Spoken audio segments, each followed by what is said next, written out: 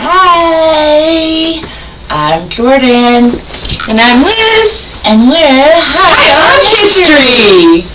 So, I made a comment earlier today about Ben Franklin not really being the inventor of glasses. Which is a really common misconception. And a hot topic between Liz and I have been our vision care. Insurance doesn't cover a lot of eye exams. Insurance doesn't cover a lot of eye care. I have glaucoma, and that's one of the conditions I'm thankful being in Oregon it actually covers. And so we kind of decided to look into the history of glasses, the history of like ophthalmology, and we wanted to kind of explore like where actually glasses come from. Ben Franklin did have something to do with it, but he did not actually invent the glasses. Oh no, they definitely go back so much further. And according to the quick research we did between her Meta AI, which she's in love with, and I Love My Gemini off of Google, and I found that the exact inventor is obviously unknown. And actually the first archaeological documents have been found suggesting glasses may have been started as early as 1000 BC. I've not followed the link, so I don't know where that goes yet. And you found some really cool stuff on Meta. What did you find? So I just asked the AI very, very generally, and so it gave me a very general answer. I've definitely found the more specific you are, the better. But I said, tell me about the history of glasses or spectacles. And it starts me not as early, you said 1000 BCE. Yeah. I still have to train my Meta to always go as far back in antiquity as it will possibly allow. But it says, ancient civilizations, 400 BCE to 500 CE. Polished crystal. Ancient Romans used polished crystals to magnify objects. Reading stones. The ancient Greeks and Romans used concave lenses made of crystal or emerald. Emerald? Emerald! Ooh, I can see that. Dude, you found something I didn't find. I'm jelly. Well, we did, I'm jelly at some of your results too. And this is why we're using two different AIs. We just want to kind of explore and see whatever comes up. Middle Ages, 500 to 1300 CE. Reading glasses invented in Italy, 1286 CE. Okay. Concave lenses for nearsighted and convex lenses introduced for farsightedness. Probably just a little bit later. Farsightedness is slightly less common, I think. In the Renaissance era, 1300 to 1600 CE, spectacles, concave and convex lenses were combined in 1452. Frame innovations came about around that time. Wooden, metal, and leather frames. 17th and 18th century bifocal lenses invented by Benjamin Franklin in 1784. And trifocal lenses were developed by John Isaac Hawkins, 1825. And then he gets into the modern era. Cylindrical lenses, which is 19th to 20th centuries. Cylindrical lenses correct astigmatism. That's one of the things I have. I have astigmatism and I'm farsighted and lazy eye, so that's the interesting. cylindrical lenses were invented in 1825 by Sir George Airy. Yeah, 19th century, yeah. Yeah, I have that as 1825. That's actually on here with astigmatism and everything. Cool. Yeah. Plastic frames were introduced during World War II. That makes sense. It does. Necessity being the mother of all invention. Right. Contact lenses were developed in 1887. Wow! Wow, that's earlier than I would have expected. Right. I'll bet they weren't great. And it actually shows me here some contemporary advancements, so modern stuff. This isn't really history, but here's where we're at in that timeline. LASIK surgery corrects vision without glasses. Smart glasses integrates technology, and 3D printing customizable frames.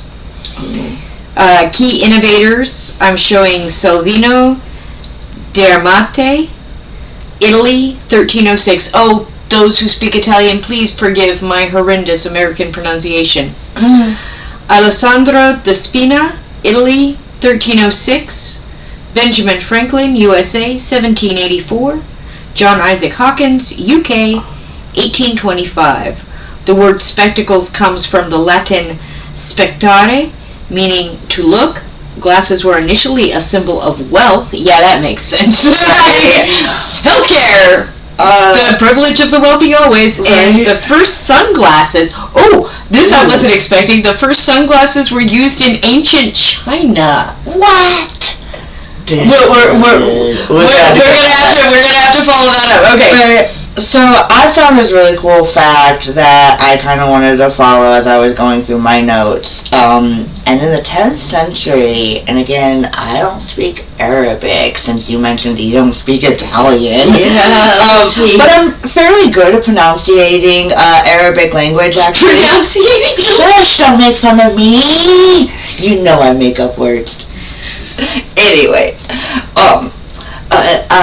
Alhazen, I believe, is spelled Alhazen. I'm pretty sure. Alhazen? Alhazen.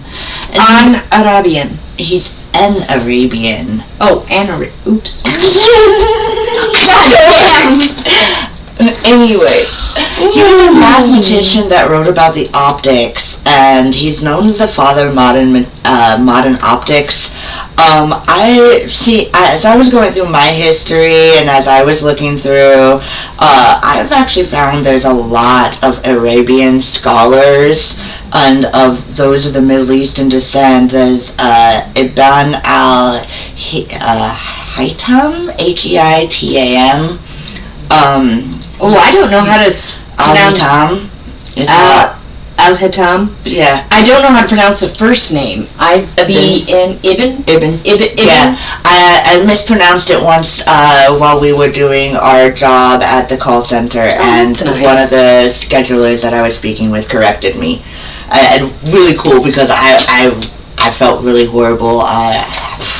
We're not going to say how bad I mispronounced it. I pretty much just spelled it. But another Arabian scholar was al-Haytham, and he was an astronomer who suggested that smoother lenses might help people with visual impairments.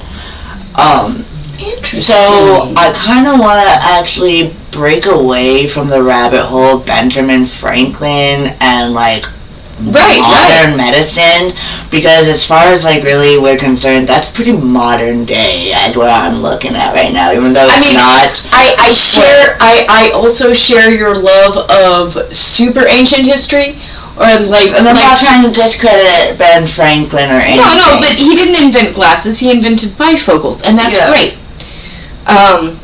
But also I agree that's I guess that's an area of history that's more explored. So, I agree we should go back a little into the... Right. So now I followed an interesting link, and it is called aboutvision.com, I think. Allaboutvision.com. And I guess the question I followed is, when were eyeglasses invented and by whom? And a lot of the information is kind of summed up in this one paragraph of kind of what Liz and I both found. Sources say that eyeglasses were invented in 1317. The idea of glasses could have started as early as 1000 BC. Sources claim Ben Franklin invented glasses. While he did only invent bifocals, he cannot be credited for the whole creation of glasses in general. 60% of the world, two of us right here, need corrective lenses. And now... I'm gonna have to, interrupt? Please do. Because now I need to scan and read. Because, it keeps saying 1000 BCE, right? Yeah. Okay. Ancient Chinese sunglasses dating back to the 12th century BC were primarily used for glare protection and UV blocking. Like, I definitely notice how accidentally sort of Middle Eastern, West, Eurocentric the history is. If you're not looking at China, you don't get Chinese history. Right. Because it sounds like that was even earlier. Or I'm reading the centuries backwards. Anyway, used for glare protection and UV blocking rather than fashion. Materials, smoked quartz lenses provided UV protection. Polished crystal lenses used for magnification. Leather or wood frames held lenses in place. Bamboo or silk shades offered additional protection. Historical records: Shang Dynasty, 16th to 11th century BC. Sunglasses were mentioned in oracle bones. Han Dynasty, 206 to BC to 220 AD. Sunglasses were used by judges to conceal expressions. Ooh, fascinating. When I was a teenager, I spent like a whole year hiding behind sunglasses. I think a lot of people did. Right.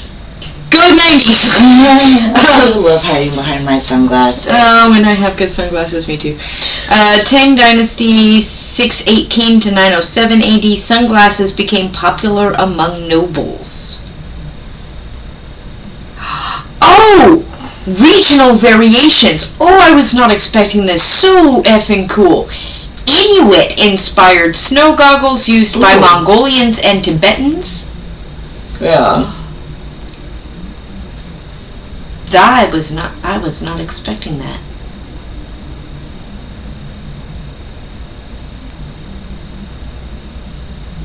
Oh, wow. Okay, so I kind of followed Alhazen, and so I'm going to correct a little bit of what we found. Okay. Apparently, Alhazen and his son Ibn al-Haytham, or whoever we were just discussing earlier, is actually the same human. Oh! Hassan ibn al-Haytham as Alhazen. It's the same human. So the mathematician, the astronomer that we were mentioning just a few moments ago, is actually the same person. And he made major significant contributions to the principles of optics and visual perception in particular, where his most influential work is called the Book of Optics. I'm not going to try to pronounce the Arabic version of that, just out of respect. And that was written during the 1011 to 1021, which has survived in a Latin edition, which has been cited during scientific revolution by Isaac Newton, Johannes Kepler, Christian Huygens, and Galileo Galilei. So he's influenced some of the world's greatest influencers of ancient history, or modern ancient history, however you want to say that. It's weird. We live in a different millennium. Anyways, bum bum bum. Now, well, you're chasing down the Middle East, and this is fun because I'm chasing down China, and there's coalition here. So So one of the fun things about using Meta AI is that after it's done explaining whatever you've asked it to, it'll give you like prompt questions. And so it asked me, would you like to explore ancient Chinese optics, compare ancient and modern sunglasses, or learn about Chinese eye care? And I'd love to learn about Chinese eye care, but for the sake of this video, I put in explore ancient Chinese optics. It kind of repeats about the dynasties. It gives me key figures, and I'd like to explore these two at some point. Mozi, 470 to 391 BC, philosopher who studied optics and vision, and somebody named Shen Kuo. I don't speak Chinese either. I'm so sorry. Anybody can leave pronunciation guides on the channel at any time, and we will completely and super appreciate that. Absolutely. So sorry for murdering these people's names. 1031 to 1095 AD. And it says he was a polymath who wrote on optics and astrology. Astronomy, excuse me, big difference, huge.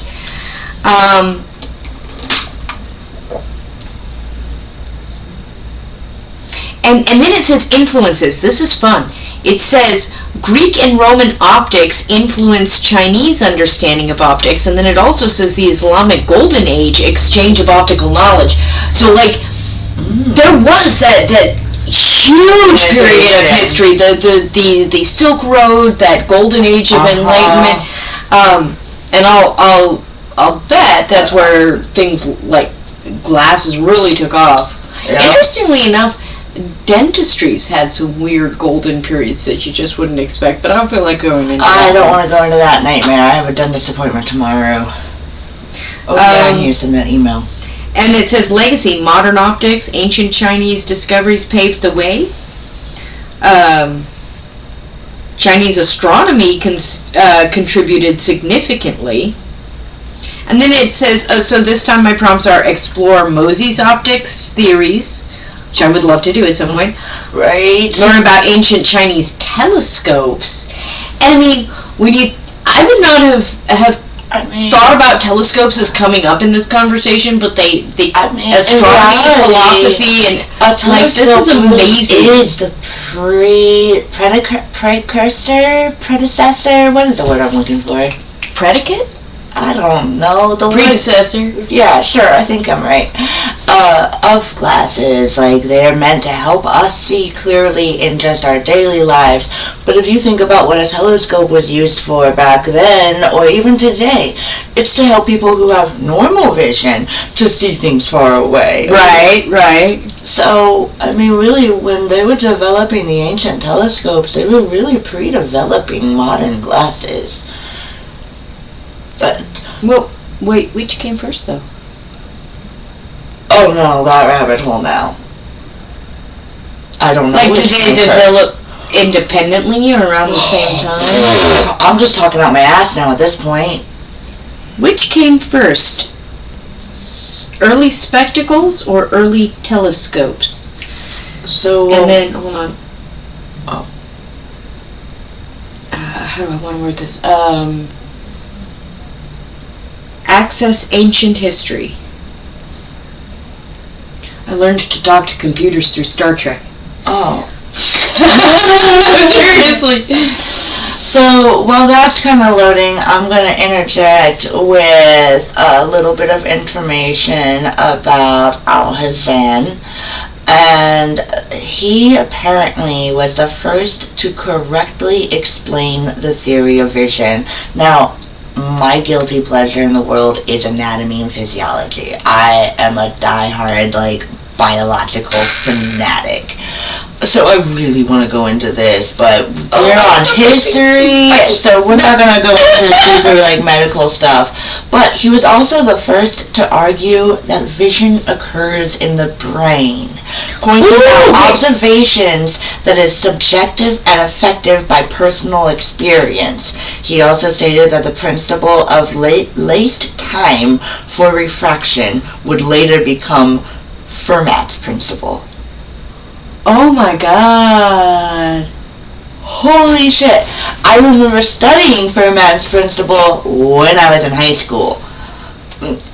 And he made major contributions to catotopics.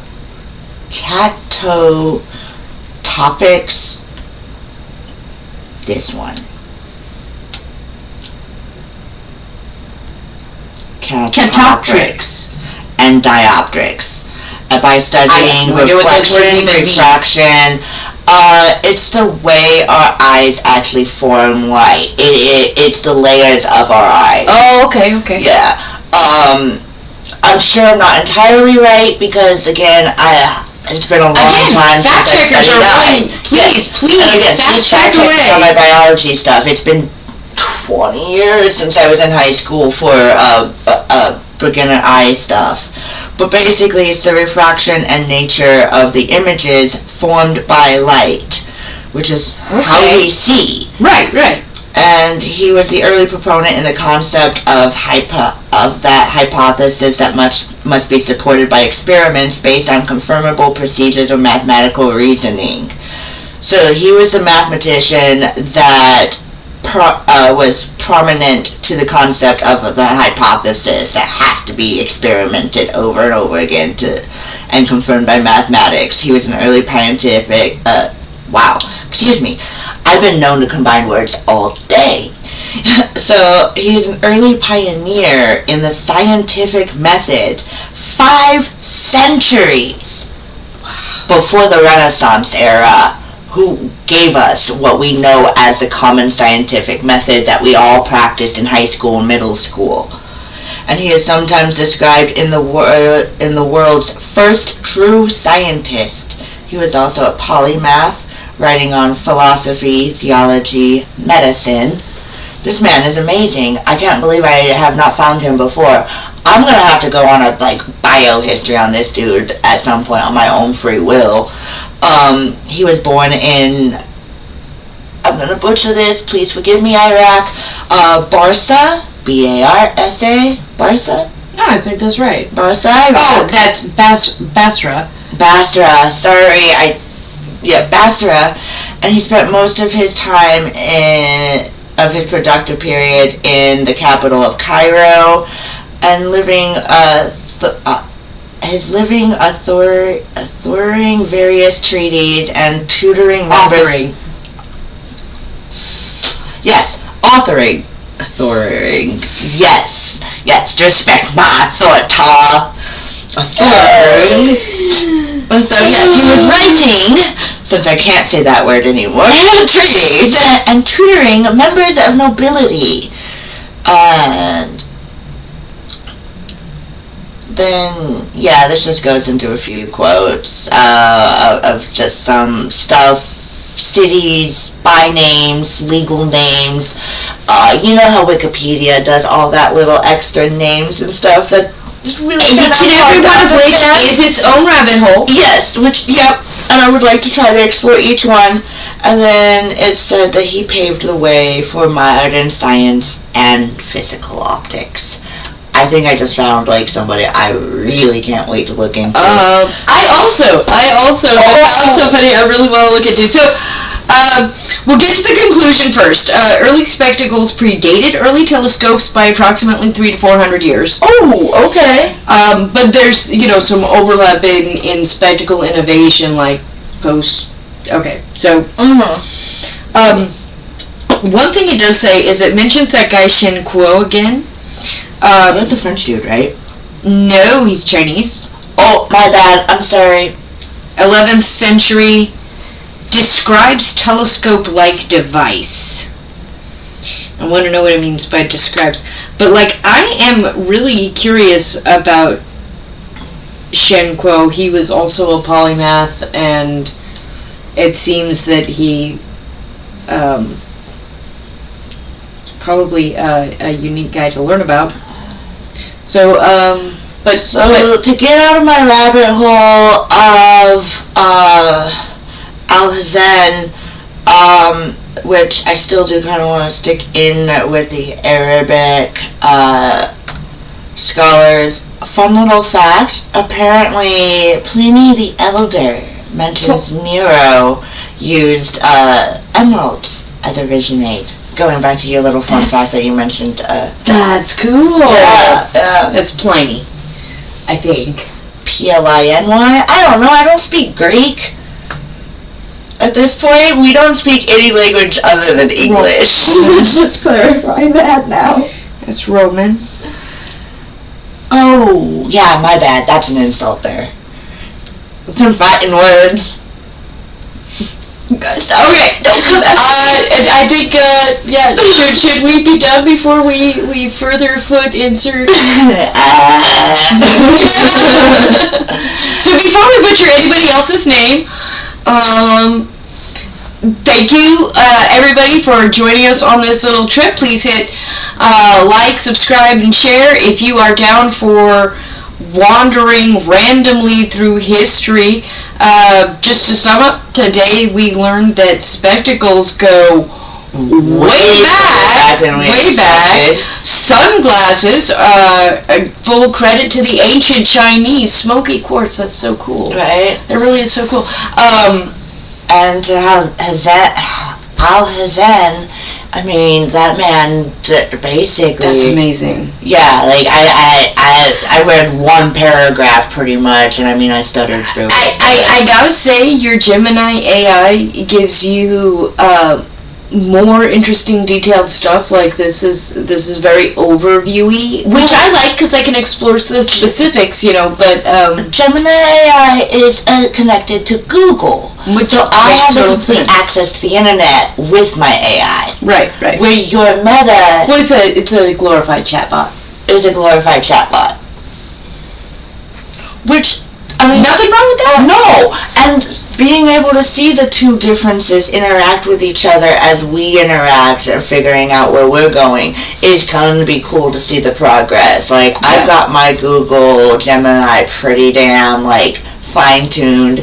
You got yours, we've been doing different projects. And right, too, I keep confusing it because one week I'm writing one book and 1 week I'm writing a different book, and then the next week I'm like, hey, start throwing random history at me without context. And I do that to it all the time. Sometimes I just wake up in the morning and I'm like, hey, tell me about this.